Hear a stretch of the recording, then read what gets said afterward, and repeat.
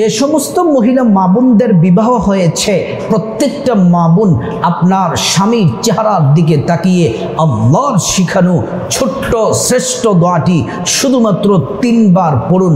স্বামী আপনার প্রেমে পাগল থাকবে, আপনাদের সম্পর্ক কখনোই ছিন্ন হবে না, কোনোদিন ইনশাআল্লাহ ডিভোর্স হবে না।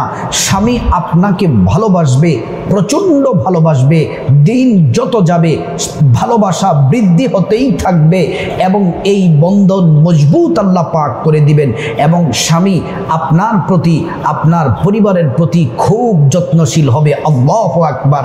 এই আমলটি প্রত্যেকটা মা বোন তার স্বামীর চেহারার দিকে তাকিয়ে পড়া উচিত।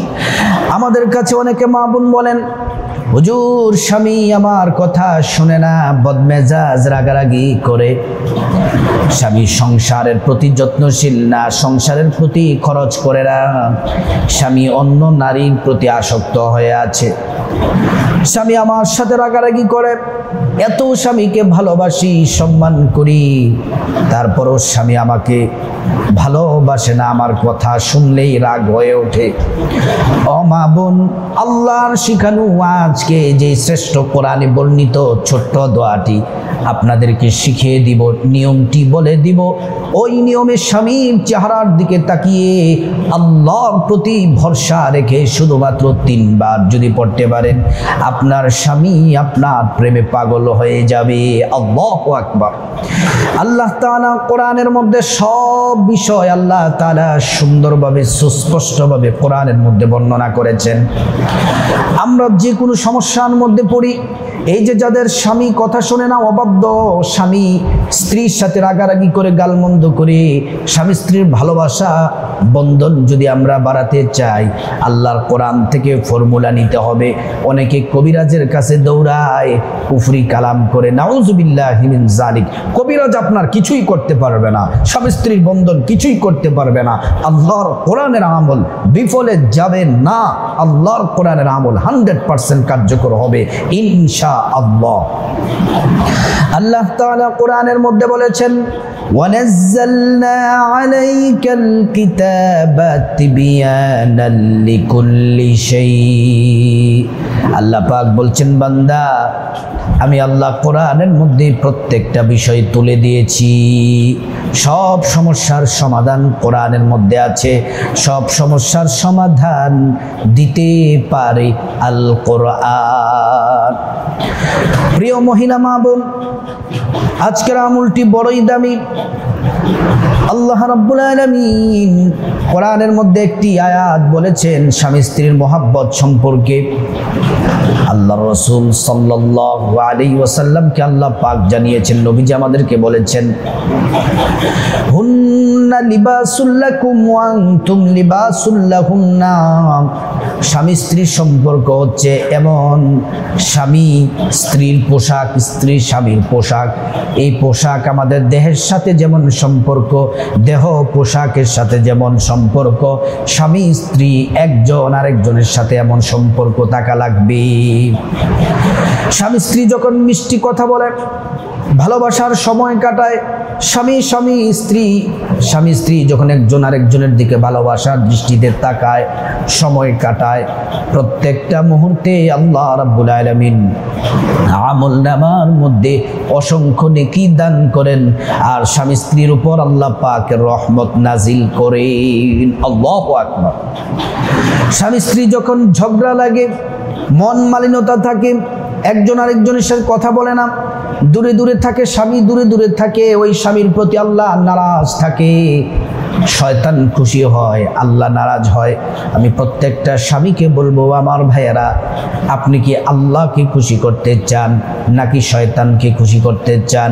আল্লাহকে যদি খুশি করতে চান, স্ত্রীর সাথে সম্পর্ক ভালো রাখেন, ভালোবাসেন, স্ত্রীর সাথে সব বিষয়ে পরামর্শ করেন, স্ত্রীকে শ্রদ্ধা করেন, সম্মান করেন। আর স্ত্রীকে বলবো, আপনি আপনার স্বামীকে সম্মান, শ্রদ্ধা, ভালোবাসেন। আল্লাহু আকবার। স্বামী স্ত্রী যদি মিলেমিশে থাকতে পারেন, এই সংসারটা হবে দুনিয়াতেই জান্নাতের একটি টুকরো। আল্লাহু আকবার। স্বামী স্ত্রীর এই বন্ধনটা এসেছে কোথা থেকে?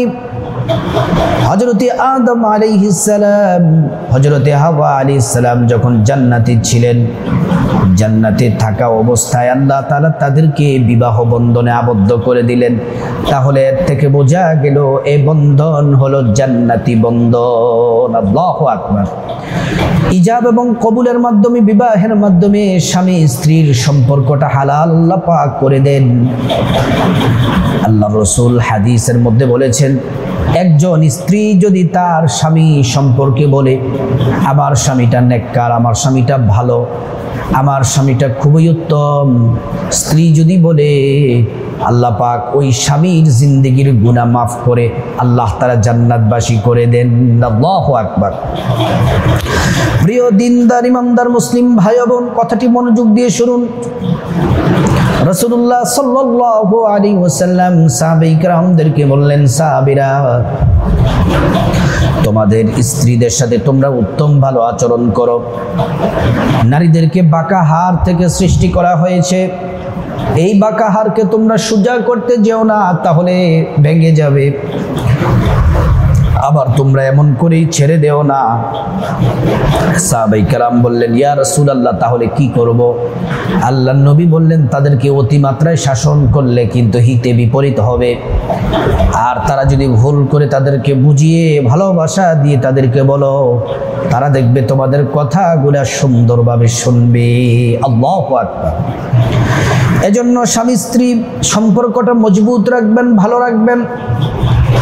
আল্লাহর নবী সাল্লাল্লাহু আলাইহি ওয়াসাল্লাম স্ত্রীদেরকে কতটা মহব্বত করতেন, তিনি স্বামী হিসাবে গোটা দুনিয়ার রোল মডেল। আল্লাহু আকবার।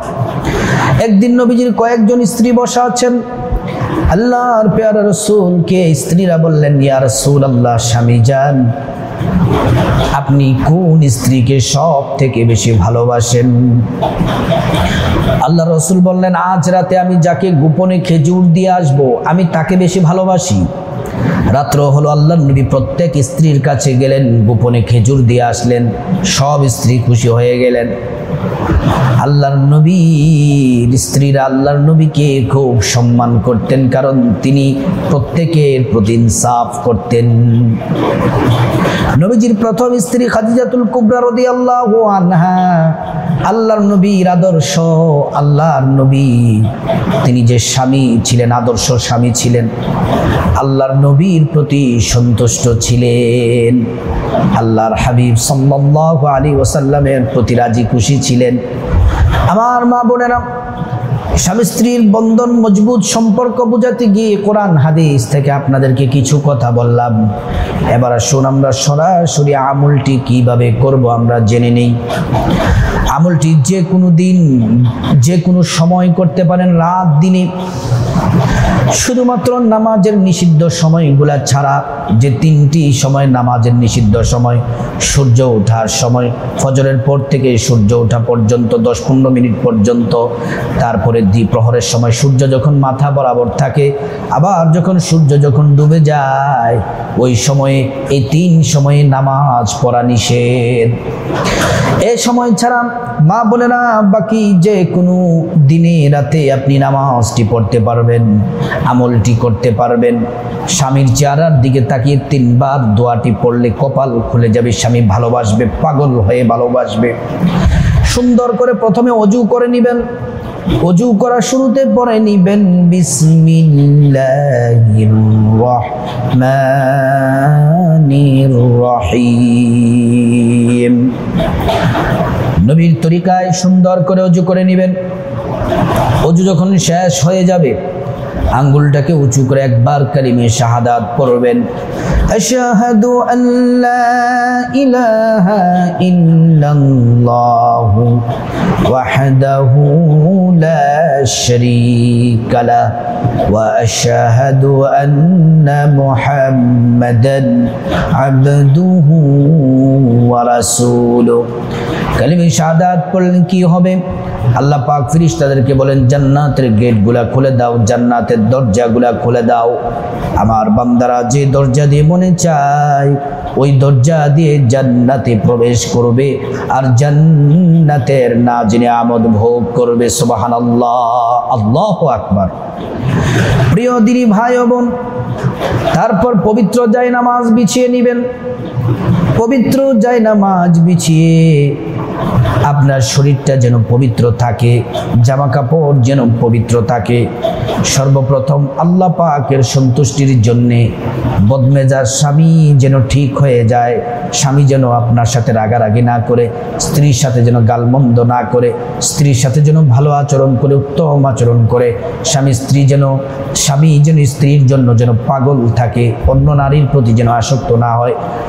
পরিবারের প্রতি যেন স্বামীর কেয়ার ভালোবাসা যেন বৃদ্ধি পায়। এজন্য 2 রাকাত প্রথমে নামাজ পড়বেন। ওই নামাজের নাম হলো সালাতুল হাজত নামাজ। নিয়তটি এভাবে করবেন, আমি আল্লাহর সন্তুষ্টির জন্য 2 রাকাত সালাতুল হাজত নামাজ আদায় করছি। তারপর নিয়ত করবেন, প্রথম রাকাতে আলহামদু সূরার পরে 10 বার সূরা ইখলাস কুল হুয়াল্লাহু আহাদ পড়বেন। তারপর রুকু সিজদা দিয়ে প্রথম রাকাত কমপ্লিট করবেন। দ্বিতীয় রাকাতের জন্য দাঁড়াবেন, আলহামদু সূরা পড়ার পরে তারপর আবার 10 বার সূরা ইখলাস পড়বেন, কুল হুয়াল্লাহু আহাদ এই সূরাটি পড়বেন। এই সূরা পড়ার পরে রুকু সিজদা দিয়ে বৈঠক দিবেন, তাশাহুদ দুরূদ শরীফ দোয়া মাসুরা পড়ে ডান দিকে সালাম ফিরাবেন, বাঁ দিকে সালাম ফিরাবেন। সালাম ফিরিয়ে আপনি সর্বপ্রথম 3 বার দামি ছোট্ট একটি ইস্তেগফার পড়বেন।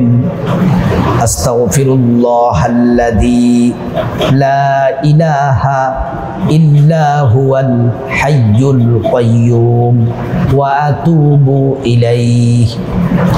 আস্তাগফিরুল্লাহাল্লাযী লা ইলাহা ইল্লা হুয়াল হাইয়ুল কাইয়্যুম ওয়া আতুবু ইলাইহি। আস্তাগফিরুল্লাহাল্লাযী লা ইলাহা ইল্লা হুয়াল হাইয়ুল কাইয়্যুম ওয়া আতুবু ইলাইহি। এই ইস্তিগফারটি পড়ার সাথে সাথে আল্লাহ 5টি পুরস্কার আপনাকে দিবেন। 1 নাম্বার, জিন্দেগীর সব গুনাহগুলো মাফ করে দিবেন। 2 নাম্বার, টাকা পয়সা ধন দৌলত রিজিক খাবার দাবার দিবেন। 3 নাম্বার, অনেক সন্তান দান করবেন। 4 নাম্বার, জান্নাতে প্রবেশ করাবেন। 5 নাম্বার, জান্নাতের নহর থেকে শরবত পান করাবেন। তারপর 3 বার মুহাব্বত ভালোবাসা নিয়ে রাসূলুল্লাহর প্রতি দুরূদ শরীফ পড়বেন, সাল্লাল্লাহু আলাইহি ওয়াসাল্লাম, সাল্লাল্লাহু আলাইহি ওয়াসাল্লাম, সাল্লাল্লাহু আলাইহি ওয়াসাল্লাম। একবার নবীর প্রতি মুহাব্বতে দুরূদ পড়লে 10টি গুনাহ মাফ হয়ে যায়, 10টি নেকি পাওয়া যায়, 10টি মর্যাদা আল্লাহ রাব্বুল আলামিন বাড়িয়ে দেন। আল্লাহু আকবার। হাসরের ময়দানে নবীজি শাফায়াত করবেন, হাউজে কাউসারের পানি নিজ হাতে পান করাবেন। নবীজি আপনাকে নিরাপদে আল্লাহর জান্নাতে পৌঁছে দিবেন। তারপর 3 বার সর্বশ্রেষ্ঠ জিকিরটি করবেন, লা ইলাহা ইল্লাল্লাহ, লা ইলাহা ইল্লাল্লাহ, লা ইলাহা ইল্লাল্লাহ। প্রিয় দিনী ভাই বোন, তারপর আপনার স্বামী যদি ঘরের মধ্যে থাকে, স্বামী যদি ঘুমিয়ে থাকে, স্বামীর চেহারার দিকে তাকিয়ে আল্লাহর শেখানো দোয়াটি 3 বার পড়বেন। অথবা আপনার স্বামী ঘরের মধ্যে আসে অন্যদিকে তাকিয়ে আছে, আপনার দিকে তাকাতে হবে না, আপনার দিকে তাকাতে হবে না, অন্যদিকে তাকিয়ে আছে, আপনি আপনার স্বামীর চেহারার দিকে তাকায়া আপনি আল্লাহর শেখানো দোয়াটি 3 বার পড়বেন। অনেকে বলবেন যে হুজুর স্বামী বিদেশে থাকে, স্বামীকে যখন আপনি কল দিবেন, ভিডিও কল দিয়ে স্বামীর চেহারার দিকে তাকাবেন, আল্লাহর প্রতি ভরসা রেখে 3 বার দোয়াটি পড়বেন। অনেকে বলতে পারেন যে হুজুর স্বামীতে এমনভাবে রাগ করে আছে, ফোন ধরে না, দূরে আছে, এখন কি করা যায়? আপনারা স্বামীর চেহারাটা মনে মনে কল্পনা করে এই দোয়াটি 3 বার পড়বেন, ইনশাআল্লাহ কাজ হবে। দোয়াটি হলো আল্লাহর শিখানো দোয়া, ওয়া আলকাইতু আলাইকা মাহাব্বাতাম মিন্নি ওয়া আলকাইতু আলাইকা মাহাব্বাতাম মিন্নি ওয়া আলকাইতু আলাইকা মাহাব্বাতাম মিন্নি। তারপর আবার 3 বার দুরূদ শরীফ পড়বেন, সাল্লাল্লাহু আলাইহি ওয়াসাল্লাম, সাল্লাল্লাহু আলাইহি ওয়াসাল্লাম, সাল্লাল্লাহু আলাইহি ওয়াসাল্লাম। দুরূদ শরীফ পড়া শেষে মুনাজাত দিবেন, আল্লাহুম্মা আমিন। স্বামীর চেহারার দিকে পরে এটা আবার জায়নামাজে এসে বসে আপনি কিন্তু মুনাজাতটা দিবেন পশ্চিম দিকে আল্লাহর দিকে খেয়াল করে। আল্লাহুম্মা আমিন বলে হাত তুলে 3 বার পড়বেন, ইয়া যাল জালালি ওয়াল ইকরাম, ইয়া যাল জালালি ওয়াল ইকরাম, ইয়া যাল জালালি ওয়াল ইকরাম। তারপর আল্লাহর কাছে গুনাহ মাফ চাইবেন, আল্লাহ তাআলা গুনাহ মাফ করে দিবেন। আল্লাহর কাছে বিপদ থেকে মুক্তি চাইবেন, ঋণ থেকে মুক্তি চাইবেন, অভাব অনটন থেকে মুক্তি চাইবেন, জাহান্নাম থেকে মুক্তি চাইবেন, আযাব গজব থেকে মুক্তি চাইবেন, অসুস্থতা থেকে মুক্তি চাইবেন, অ্যাক্সিডেন্ট দুর্ঘটনা থেকে মুক্তি চাইবেন, সকল বিপদ থেকে মুক্তি চাইবেন। আল্লাহ সকল বিপদ থেকে আপনাকে হেফাজত করবেন এবং দূরে রাখবেন। তারপর আল্লাহ সুবহানাহু তাআলার কাছে টাকা পয়সা ধন দৌলত রিজিক খাবার দাবার চাইবেন, আল্লাহ পাক আপনাকে তাই দিবেন। তারপরে বদমেজাজ স্বামী, অবাধ্য স্বামী, স্বামী কথা শোনে না, স্বামী আপনার সাথে ভালো আচরণ করেন, আল্লাহকে বলবেন, আল্লাহ আমার স্বামী যেন আমাকে ভালোবাসে, আমাদের সম্পর্কটাকে মজবুত করে দেন, আমার প্রেমে যেন পাগল হয়ে যায়, সংসারের প্রতি যেন যত্নশীল হয়। বলবেন, আল্লাহ আপনার স্বামীকে বাধ্য করে দিবেন।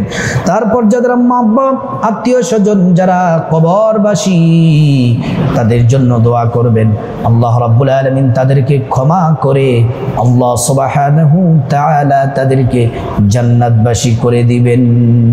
আল্লাহ রাব্বুল আলামিন আমাদের সবাইকে, প্রত্যেকটা মা বোন আমরা যারা বিবাহ করেছি আমাদের দাম্পত্য জীবন আল্লাহ সুখময় করে দিক। আর প্রত্যেকটা স্বামী তার স্ত্রীর প্রতি যেন প্রেম ভালোবাসা যেন আল্লাহ পাক বাড়িয়ে দেন এবং স্বামী স্ত্রী সম্পর্ক যেন মজবুত হয়, এটা যেন একটি আল্লাহর রহমত বরকতের বন্ধন হয়, জান্নাতি বন্ধন হয়। আল্লাহ পাক সকলকে কবুল ও মঞ্জুর করুন।